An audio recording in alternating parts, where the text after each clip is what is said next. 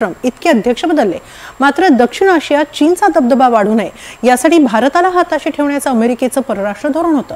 Trump यांच्या दुसऱ्या कार्यकाळाचे पहिले 5 महिनेही सुरळीत गेले। दोन्ही देशांचा व्यापार 500 अब्ज डॉलरवर नेण्याच्या आणाभाकाही घेण्यात आल्या। मात्र नंतर ऑपरेशन सिंदूर झालं आणि सगळं चित्र पालटलं। ट्रम्प यांनी त्यांच्या महत्त्वाकांक्षेपोटी भारताच्या सार्वभौमत्वालाच आव्हान देण्याचा प्रयत्न केलाय, पण 50% टॅरिफ लावून ना भारत झुकणार आहे ना भारताचे उद्योजक। टॅरिफच्या फटक्यातून सावरण्यासाठी भारतानं अनेक उपाय आखण्यास सुरुवातही केली आहे। फेब्रुवारीचा काळ होता। केरळच्या तिरुवनंतपुरम या फॅक्टरीतून अमेरिकेत मोठ्या प्रमाणात निर्यात करण्यासाठी ऑर्डर्स येतील अशी अपेक्षा होती। फॅक्टरीचे मालक पूरन दावर वाढीव गुंतवणूक करण्याच्या तयारीत होते। फॅक्टरीत जोरदार उत्पादन सुरू होतं, पण झालं भलतंच। अमेरिका भारत व्यापार करार सोडाच उलट भारतीय मालावर जगातील सर्वाधिक टॅरिफ लावण्याचा निर्णय ट्रम्प प्रशासनानं घेतला। त्यामुळे आता पूरन दावर यांच्या फॅक्टरीच्या भवितव्याबाबत मोठं प्रश्नचिन्ह उभं राहिलंय। पण दावर यांनी धीर सोडलेला नाही। टॅरिफ आपल्या शेजारच्या देशांवर एक नजर टाकली तर बांगलादेशवर 20%, व्हिएतनामवर 20%, या स्थितीत म्हणजे 50% कर लागणार असेल तर आम्ही फक्त उच्चवर्गीयांपुरतेच मर्यादित राहू। आणि त्यांनी हे लक्षात ठेवलं पाहिजे की हा टॅरिफचा भार ग्राहकांना सोसावा लागणार आहे, म्हणजे त्यांनाच सोसावा लागणार आहे की this tariff is not going to burden us, they are going to burden their own customers, own consumers. Bharat सरकारनं दिलेल्या आकडेवारीनुसार अमेरिकेनं लावलेल्या टॅरिफमुळे भारतीय उद्योगाचं सुमारे 4 लाख कोटी रुपयांपेक्षा जास्त नुकसान होण्याची शक्यता आहे। नव्या टॅरिफमुळे भारतीय माल अमेरिकेत पाठवणं जवळपास दुरापास्त होणार आहे। त्यामुळे मोठ्या प्रमाणात बेरोजगारी पसरण्याची भीती आहे।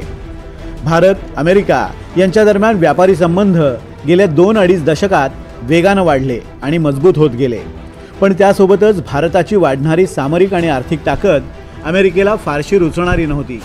त्यामुळे व्यापारी संबंधांमध्ये अनेकदा विसंवादही झाले। भारत जगातल्या सर्वात मोठ्या अर्थव्यवस्थांमध्ये सामील होतोय। येत्या 2 वर्षात जर्मनीच्या अर्थव्यवस्थेला मागे टाकून जगातील 3री मोठी अर्थव्यवस्था होण्याचा मान भारतीय अर्थव्यवस्थेला मिळणार आहे। पण अमेरिकेनं लावलेल्या टॅरिफमुळे विकास दर घटण्याची शक्यता आहे।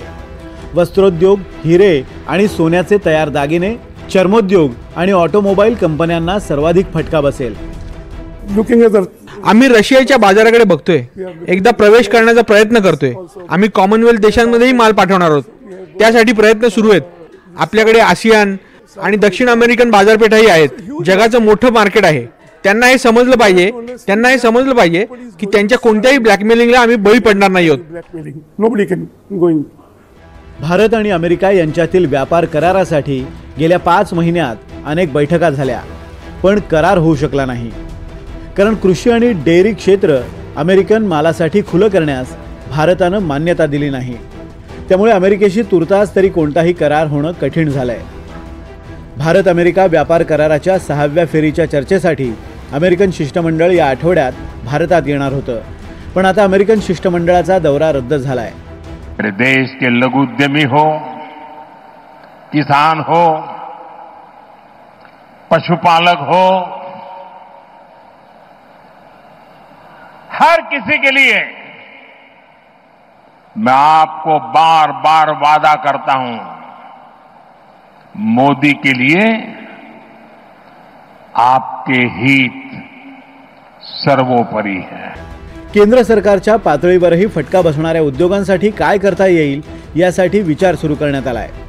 सरकारनं देशातील मालाला आपल्या देशात मागणी वाढावी यासाठी प्रयत्न सुरू केलेत। पाहूयात या सरकारच्या प्रयत्नांना किती यश येत आहे। Bureau report, NDTV Marathi.